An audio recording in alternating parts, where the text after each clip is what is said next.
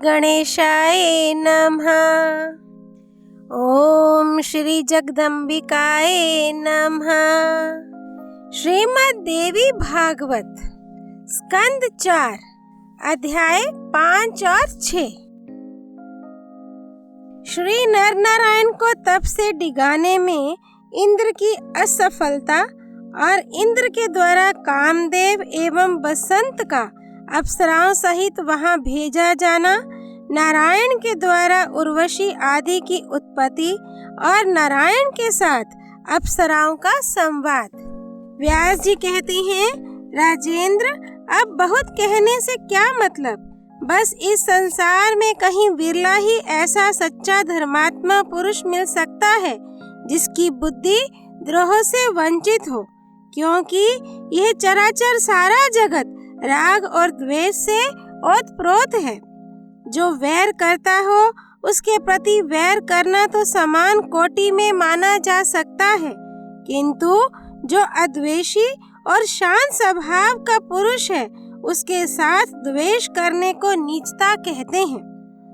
सात्विक स्वभाव वालों के लिए सत्य युग, राजस स्वभाव वालों के लिए त्रेता युग और तामस स्वभाव वालों के लिए कलियुग सदा सामने है। क्रिया से युग का संबंध कहा गया है। सत्य धर्म का पालन करने वाला कोई भी पुरुष कभी भी सत्य युगी कहला सकता है, अन्यथा अन्य युगों के धर्म में तो सभी तत्पर हैं ही। राजन, धर्म की स्थिति में वासना प्रधान कारण मानी जाती है। वासना में मलिनता रहना स्वाभाविक है, उसी के प्रभाव से धर्म में भी मलिनता आ जाती है। मलिन वासना कभी भी धर्म को शुद्ध रूप में नहीं रहने देती। धर्म ब्रह्मा के पुत्र कहे जाते हैं। ब्रह्मा के हृदय से उनकी उत्पत्ति हुई थी। सत्य धर्म का पालन करने वाले धर्म ब्राह्मण रूप से विराजमान थे। उनके द्वारा वैदिक धर्म का निरंतर पालन होता रहा। उन महात्मा धर्म ने दक्ष प्रजापति की 10 कन्याओं से अपना विवाह किया। विवाह संस्कार के समय जितने नियम ग्रहण किए जाते हैं उन सब का पालन करते हुए उनका गृहस्थ जीवन व्यतीत होने लगा। फिर सत्यव्रतियों में श्रेष्ठ धर्म ने उन कन्याओं से बहुत से पुत्र उत्पन्न किए। राजन, उन पुत्रों के नाम हरि, कृष्ण, नर और नारायण रखे गए। हरि और कृष्ण के द्वारा निरंतर योगाभ्यास चालू रहा। नर और नारायण हिमालय पर्वत पर गए और बद्रिका आश्रम नामक पवित्र स्थान में उन्होंने उत्तम तपस्या आरंभ कर दी। वे प्राचीन मुनिवर नर नारायण तपस्वियों में सबसे प्रधान गिने जाने लगे। गंगा के विस्तृत तट पर रहकर ब्रह्म का चिंतन करना उनका स्वभाव ही बन गया था। भगवान श्री हरि के अंशावतार उन नर नारायण नामक दोनों ऋषियों ने वहां रहकर पूरे 1000 वर्षों तक उत्तम तप किया। उनके तप जनित तेज से चराचर सहित संपूर्ण संसार संतप्त हो उठा। फिर तो इंद्र के मन में नर नारायण के प्रति डहा उत्पन्न हो गया। वे चिंता से घिर गए। उन्होंने विचार किया, अब मुझे क्या करना चाहिए। ये धर्मनंदन नर नारायण बड़े तपस्वी और ध्यान परायण हैं। इन्हें सिद्धि सुलभ हो चुकी है। अब अवश्य ही ये मेरे उत्तम आसन को छीन लेंगे। किस प्रकार विघ्न उपस्थित करूं जिससे इनकी तपस्या रुक जाए। यूं विचार करते ही अत्यंत भयंकर काम, क्रोध और लोभ इंद्र के मन में उत्पन्न हो गए। उन्हें उद्देश्य बनाकर वे तुरंत ऐरावत पर सवार हुए और तप में विघ्न उपस्थित करने के विचार से गंधमादन पर्वत पर पहुंच गए। वहां एक परम पवित्र आश्रम था जहां नर नारायण विराजमान थे। उन पर इंद्र की दृष्टि पड़ी। तप के प्रभाव से नर नारायण का शरीर इस प्रकार चमक रहा था मानो सूर्य उगे हुए हों। सोचा, अरे क्या ये स्वयं विष्णु प्रकट हुए हैं अथवा साथ ही 2 सूर्यों का उदय हो गया है। पता नहीं धर्म के ये दोनों श्रेष्ठ कुमार तपस्या के प्रभाव से क्या कर डालेंगे। यो मन में विचार करने के पश्चात शचीपति इंद्र ने नर नारायण की ओर दृष्टि डाली और कहा, धर्मनंदन, तुम अवश्य ही महान भाग्यशाली हो। बताओ, तुम्हें कौन सा कार्य अभिष्ट है? ऋषियों, मैं उत्तम एवं श्रेष्ठ वर देने को तैयार हूँ और इसीलिए यहाँ आया हूँ। तुम्हारी तपस्या के प्रभाव से संतुष्ट होकर जो नहीं देने योग्य है वह भी वर मैं तुम्हें दे दूंगा। व्यास जी कहते हैं, इस प्रकार देवराज इंद्र नर नारायण के सामने खड़े होकर बार बार कहते रहे, परंतु उन ऋषियों ने कुछ भी उत्तर नहीं दिया। वे ध्यान में निमग्न थे। उनके चित्त में किसी प्रकार की हलचल नहीं थी। तब इंद्र ने भय उत्पन्न करने वाली मोहिनी माया फैलाई। बहुत से भेड़िए, सिंह और बाघ उत्पन्न हो गए। उनसे नर नारायण को भयभीत करने की चेष्टा की। आंधी, वर्षा और आग लगने का दृश्य बार बार उपस्थित किया। यूं इंद्र अत्यंत मोह में डालने वाली माया की रचना करके धर्मनंदन मुनिवर नर नारायण को डराने में लगे रहे, किंतु उन पर भय का किंचित भी प्रभाव नहीं पड़ सका। वे वश में न हो सके। उनकी ऐसी स्थिति देखकर इंद्र अपने घर लौट गए।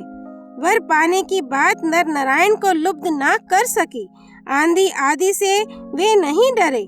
सिंह और बाघ बार बार आते रहे, किंतु मुनि का एक डग भी अपने आश्रम से इधर उधर ना हुआ। उस समय नर नारायण के ध्यान को भंग करने में कोई भी समर्थ नहीं हो सका। इंद्र अपने घर लौटकर कष्ट से समय व्यतीत करने लगे। सोचा, इन श्रेष्ठ मुनियों को भय और लोभ दिखाकर कोई विचलित नहीं कर सकता। आदि शक्ति भगवती जगदीश्वरी महाविद्या नाम से विख्यात हैं। उन परा प्रकृति देवी का रूप बड़ा ही विलक्षण है। वे सदा रहती हैं। नर और नारायण उन्हीं का चिंतन कर रहे थे। भला भगवती का ध्यान करने वाले का चाहे कोई कितनी ही माया क्यों न जानता हो, प्रतिकार करने में कौन समर्थ हो सकता है?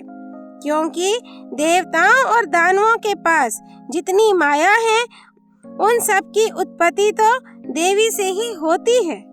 फिर वे देव एवं दानव संबंधी मायाएं देवी के उपासक को कैसे अटका सकती हैं? देवी का ध्यान करने वाले के पाप का अत्यंत अभाव हो जाता है। भगवती के प्रधान मंत्र वाग बीज, काम बीज और माया बीज हैं। जिसके चित्त में भगवती के उपयुक्त मंत्र को स्थान प्राप्त हो चुका है, उसके कार्य में बाधा पहुंचाने के लिए कोई समर्थ नहीं हो सकता। किंतु इंद्र मायावश अपनी विवेक शक्ति से हाथ धो बैठे थे।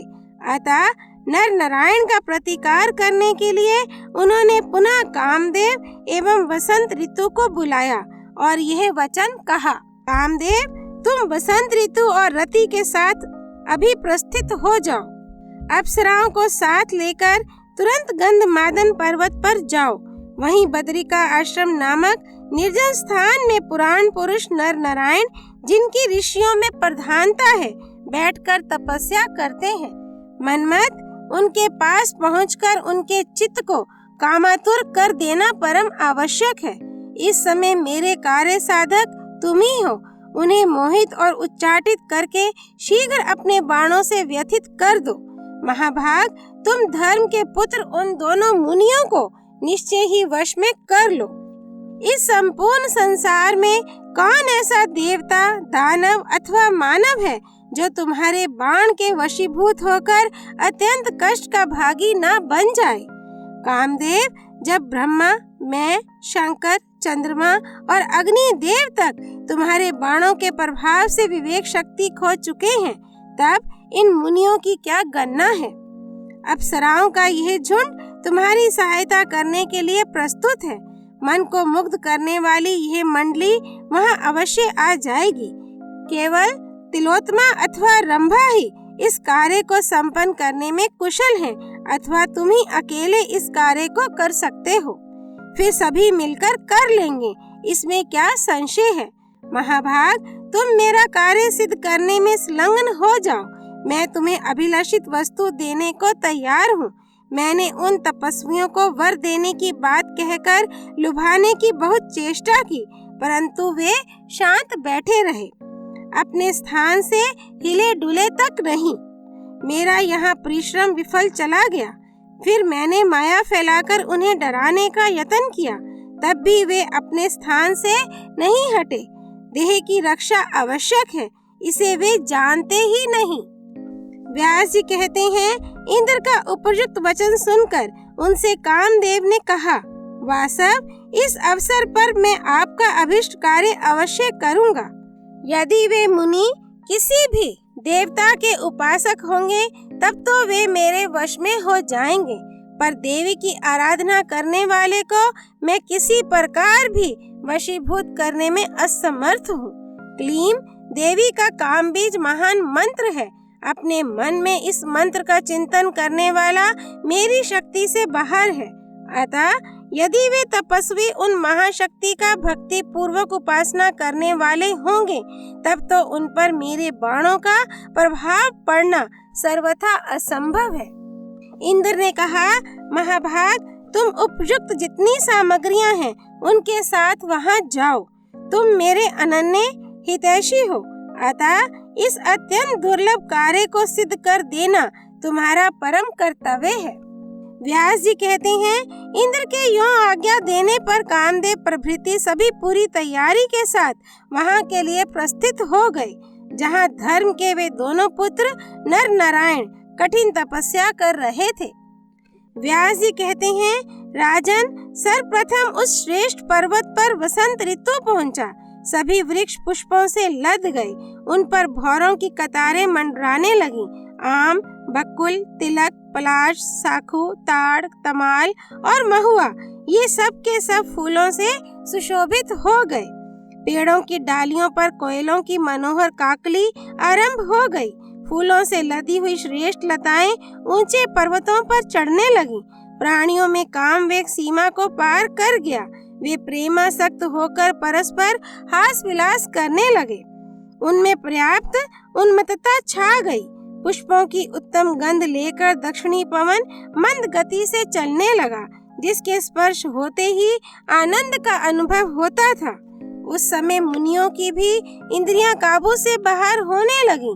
तत्पश्चात रति के सहित कामदेव ने अपने पांचों बाणों को लेकर बहुत शीघ्र बद्रिका आश्रम में डेरा डाल दिया। रंभा और तिलोत्तमा आदि अप्सराएं भी उस पावन आश्रम पर पहुंच गईं। संगीत की कला में वे बड़ी प्रवीण थीं, अतः स्वर और ताल के साथ गान आरंभ हो गया। उस मधुर गीत, कोयलों के कलरव और भौरों के गुंजार को सुनकर मुनिवर नर और नारायण की समाधि टूट गई। सोचा, इस असमय में ही वसंत का आगमन कैसे हो गया। वन पुष्प राशि से सुशोभित हो रहा है। अतः वे मन में सोचने लगे, क्या आज अवधि पूरी हुए बिना ही शिष्य ऋतु समाप्त हो गई? काल की गति में नियम का उल्लंघन हो जाए, यह महान कठिन कार्य आज कैसे संभव हो गया? फिर नारायण नर से कहने लगे। उस समय नारायण की आंखें विस्मयवश पलक गिराना तक भूल गई थी। नारायण ने कहा, भाई देखो, ये वृक्ष पुष्पों से लदे अत्यंत शोभा पा रहे हैं। सर्वत्र कोयलों की मीठी बोली सुनाई पड़ रही है। झुंड के झुंड भौरे इन वृक्षों की शोभा बढ़ा रहे हैं। मुने, शिष्य ऋतु भयंकर आतंक फैलाए हुए था। इतने में सिंह रूपी वसंत ऋतु अपने तीखे नखों से उसे फाड़ते हुए पलाश आदि फूलों को लिए दिए आ धमका। ब्राह्मण, इस समय ये बद्रिका आश्रम साक्षात वसंतमयी लक्ष्मी का निवास स्थान बन गया है। मुझे आश्चर्य तो यह है कि समय प्राप्त हुए बिना ही कैसे इसका आगमन हो गया। देव ऋषि, यह निश्चय ही तप में विघ्न उपस्थित करने वाली माया है। आप इस विषय में विचार कर लें। दिव्य अप्सराओं का संगीत, जिसे सुनते ही ध्यान टूट जाए, सुनाई पड़ रहा है। कहीं हम लोगों की तपस्या भंग करने के लिए इंद्र की तो यह करतूत नहीं है। अन्यथा ऋतुराज वसंत अकाल में कैसे प्रीति प्रकट कर सकता था। जान पड़ता है डरे हुए इंद्र ने यह विघ्न उपस्थित किया है। सुगंध, शीतल एवं मन को मुग्ध करने वाला पवन शरीर का स्पर्श कर रहा है। इंद्र के षड्यंत्र के अतिरिक्त दूसरा कोई कारण इसमें नहीं है। भगवान नारायण व्यापक पुरुष हैं। वे यूं कह ही रहे थे, इतने में ही सारी मंडली सामने दिखाई दी। उस समय सब में प्रमुख कामदेव था। नर और नारायण दोनों ने आश्चर्य से सबको देखा। कामदेव, मेनका, रंभा, तिलोत्तमा, पुष्पगंधा, सुकेशी, महाश्वेता, मनोरमा, प्रमद्वरा, घृताची, गीतज्ञा, चारुहासिनी, चंद्रप्रभा, शोभा, विद्युन्माला, अंबुजाक्षी और कांचन मालिनी तथा इनके अतिरिक्त अन्य भी बहुत सी अप्सराएं नर नारायण को दृष्टिगोचर होने लगीं। उन सब की संख्या 16,050 थी। कामदेव की यह विशाल सेना देखकर नर और नारायण बड़े आश्चर्य में पड़ गए। तदनंतर वे सभी अप्सराएं उन्हें प्रणाम करके सामने खड़ी हो गईं। वे अप्सराएं दिव्य आभूषणों से अलंकृत थीं। दिव्य हार उनके गले की शोभा बढ़ा रहे थे। उन सभी के मुख से कपट पूर्ण ऐसे गीत निकल रहे थे जिनका सुलभ होना धरातल पर असंभव था। मुनिवर नारायण ने प्रसन्नता पूर्वक उन अप्सराओं से कहा, सुमध्यमाओ, तुम लोग बड़े आनंद से यहीं ठहरो। मैं तुम्हारा अद्भुत प्रकार से आतिथ्य सत्कार करने के लिए तैयार हूँ। तुम सभी अतिथि के रूप में स्वर्ग से यहाँ आई हो।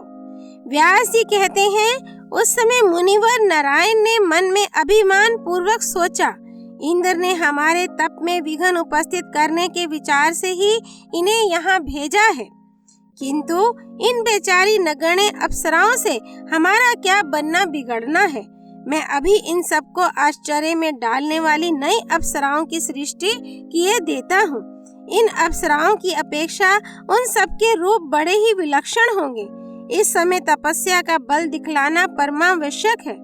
इस प्रकार मन में सोचकर नारायण ने अपना हाथ जंघा पर पटका और तुरंत एक सर्वांग सुंदरी स्त्री को उत्पन्न कर दिया।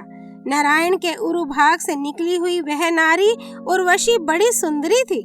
वहां उपस्थित अप्सराओं ने उसे देखा तो उनके आश्चर्य की सीमा नहीं रही। उस समय मुनिवर नारायण का मन बिल्कुल निश्चिंत था। जितनी अप्सराएं वहां थीं, उतनी ही अन्य अप्सराएं सेवा करने के लिए उन्होंने तुरंत उत्पन्न कर दी। वे सभी अप्सराएं हाथों में तरह तरह की भेंट सामग्री लिए हंसती और गाती हुई आईं।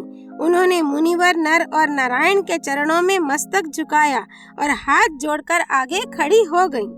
तब स्वर्ग से आई हुई अप्सराओं ने नर और नारायण से कहा, अहो, हम मूर्ख स्त्रियां आपके तप की महिमा और धीरता देखकर ही आश्चर्य में डूब गई हैं।